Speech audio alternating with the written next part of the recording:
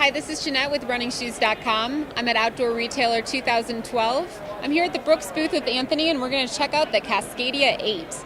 Anthony, what can you tell us about this update? The update to the Cascadia, we actually gave up a lot of the weight from the 7 to the 8. We switched our midsole into, instead of having the EVA system and then secondary drop-ins of the DNA, we've now changed it to a blend. So the BioMogo DNA midsole has just one continuous piece, but it allows us to save quite a bit on weight. It still has that rock weight to the forefoot, so any sort of rocks or roots that could protrude through regular EVA is going to be blocked. We have a pretty similar outsole. We found that the 7 had a really good grip with a lot of geometric and hard shapes. And then the upper, we have that midfoot wrap from the 7 kind of extended all the way through. Kind of looks almost like a bridge, so you get a good wrap and a good support in the upper. And why do trail runners love the Cascadia so much? I think it's kind of one of those shoes you can just throw on. You can go over anything. You don't really have to think too much about your line. You just kind of go and kill a trail. The pivot system actually is what allows you to do that.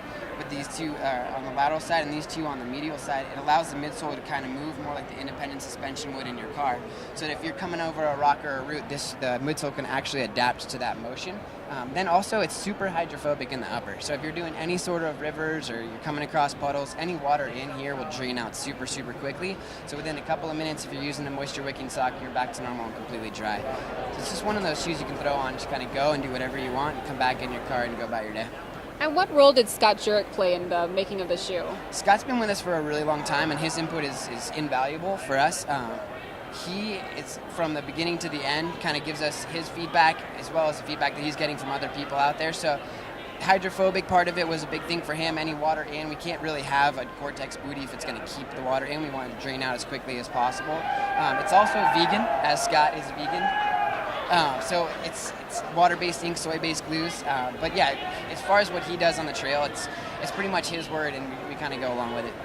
And when will the Cascadia 8 be available? Cascadia will come out in February, so 2/1 will be released. You should see it pretty much everywhere instantaneously. All right, thank you so much. And this has been Jeanette with RunningShoes.com.